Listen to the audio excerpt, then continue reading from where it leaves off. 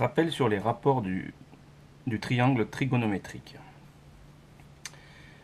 Donc premièrement, on dessine un triangle rectangle. Donc ici, les rectangles en A.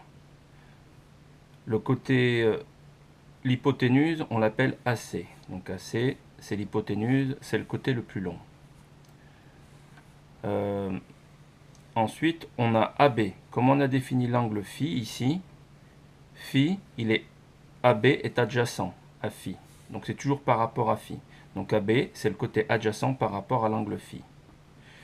Et BC, si l'angle phi ici, c'est comme si je regardais là, de ce côté. Donc c'est à l'opposé. Donc BC, c'est le côté opposé à l'angle phi. Je décide de prendre ce triangle rectangle et de l'inscrire dans un cercle. Donc pour ce faire, je prends l'hypoténuse, donc la longueur de l'hypoténuse, donc que j'ai reporté ici, et j'ai fait mon cercle. Donc conclusion, ce cercle-là a pour rayon l'hypoténuse de ce triangle rectangle. Ensuite, je dessine simplement le triangle rectangle, je le reporte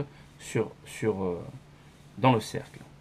Cette fois-ci, contrairement à ici, je décide d'orienter l'angle phi. Donc, quand on tourne dans le sens inverse des aiguilles d'une montre, les angles se comptent positivement. Quand on tourne dans le sens inverse d'une montre, les angles se comptent négativement. Donc je m'aperçois que dans ce cercle, j'ai pu inscrire mon triangle rectangle. Je peux donc, en tout état de cause, utiliser le théorème de Pythagore dans ce triangle rectangle. Donc je m'aperçois que AC au carré, c'est le théorème de Pythagore, est égal à AB au carré plus BC au carré.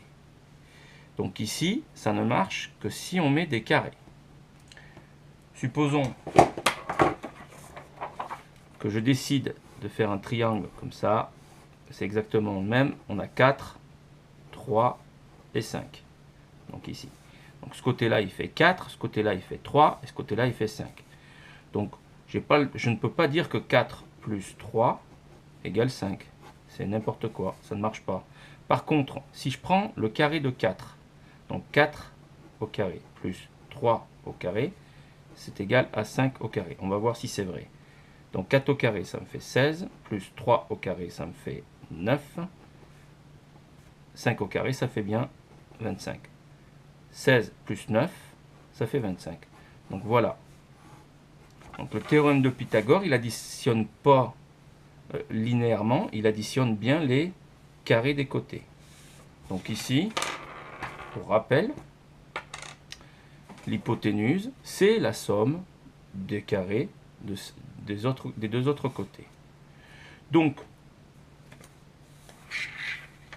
une fois qu'on a AC au carré, si on veut AC, il faut casser le carré. Et pour casser le carré, il suffit d'introduire la racine carrée. Donc casser le carré, admettons 4 au carré, c'est égal à 16. Si je fais racine carrée de 16, ça me fait 4. Alors, voilà. Donc je peux dire que 4 au carré, racine carrée de 4 au carré, c'est égal à quoi? À 4. La racine carrée a cassé le carré. D'accord? C'est la fonction inverse. On verra qu'il y a plein d'autres fonctions inverses, en l'occurrence pour le sinus, le cosinus et la tangente. Donc, je peux donc aussi avoir les autres côtés en fonction de mon triangle, de mon théorème de Pythagore. Je peux calculer AB. Donc AB au carré égale. AB au carré égale quoi? Ben, AC au carré, puisque je le lis dans ce sens-là. AC au carré. Et le BC, je l'envoie de l'autre côté, ce qui va me faire moins. Il y a bien un moins ici. Moins BC au carré. Je peux faire la même chose pour BC. Donc ici, BC au carré égale quoi? Ben, AC au carré. Et j'envoie AB de l'autre côté. Ensuite, ben, en utilisant, si je veux récupérer juste le côté AB ou le côté BC, je casse le carré en utilisant la racine carrée. Ensuite, on introduit la notion de rapport. Donc le rapport, c'est quoi? On a décidé que le cosinus de cet angle-là, le cosinus phi, c'est égal au rapport du côté adjacent à phi, donc ici AB, divisé par l'hypoténuse. Donc on se rend compte que la valeur du résultat sera toujours, en valeur absolue, inférieure à 1. Pourquoi? Ici, mon triangle rectangle que j'ai vu tout à l'heure, il faisait 5 cm. 4 cm et 3 cm. Supposons qu'on le dessine. Et là, on aurait l'angle phi. Je peux, moi, décider que je peux décider avec une échelle autre, de dire que ben, ça fait 50 km, 30 km et 40 km. Donc autant dire que faire rentrer un triangle rectangle dans une feuille A4, c'est impossible si ça fait 50 km. Par contre, si on fait les rapports, donc le cosinus de phi, ça sera égal à quoi? À 40 km divisé par 50 km. Si vous faites le calcul de ce rapport, donc on fait bien le rapport,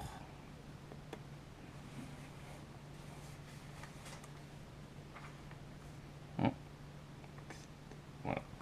Donc on va faire 40 km divisé par 50 km et le résultat, ça donne 0,8.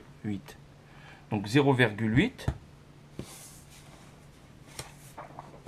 si on décide que de là à là, ça fait 1, donc 0,8 sera plus petit, donc il se situera ici. Donc conclusion, le cosinus, ce n'est rien d'autre que la projection de mon hypoténuse, j'ai bien dit la projection, je le projette sur l'axe des x. Et l'axe des x ici, ou l'axe des abscisses, on appelle ça l'axe aussi des cosinus. On va faire la même chose pour le côté opposé. Donc pour le côté opposé, c'est le sinus de phi. Donc sinus phi est égal à BC, donc bien le côté opposé à phi, divisé par AC. Et bien en réalité, ça va être la projection de cet axe-là, de cette longueur-là, sur cet axe-là. Donc si on le fait,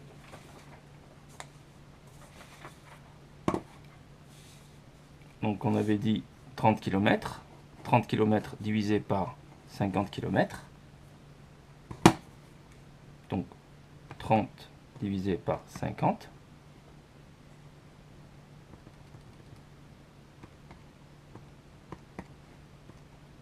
ça nous fait 0,6.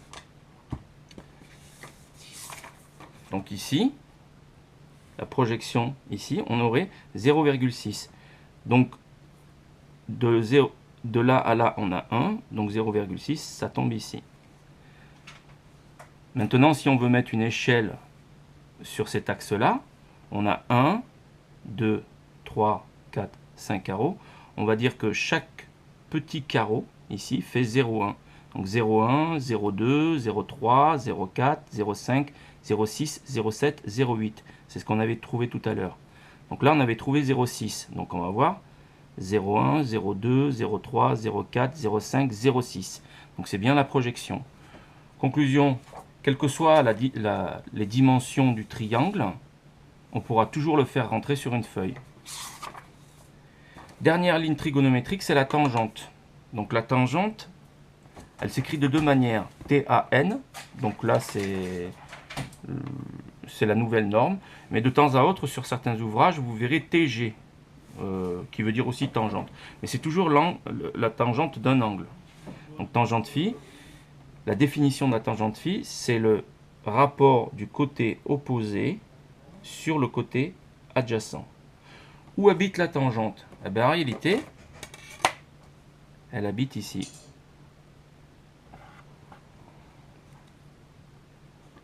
Sur cet axe-là. Maintenant, si je veux la tangente de cet angle-là, il suffirait que je projette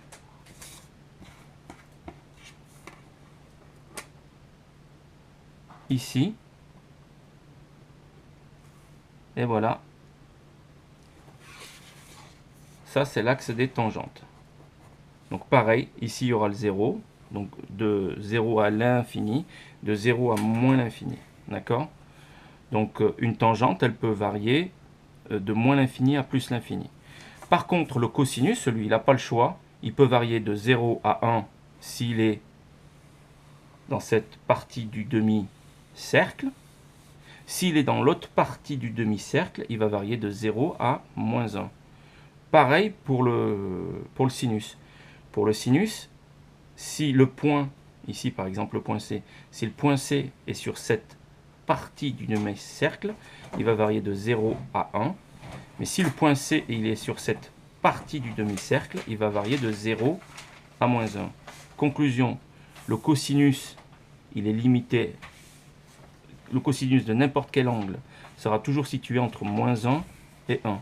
C'est juste, la question c'est de savoir où est-ce qu'il se trouve par rapport au cercle. D'accord? Pareil pour le sinus. Le sinus va varier de moins 1 à 1. Et il peut passer par 0. Donc voilà. Merci.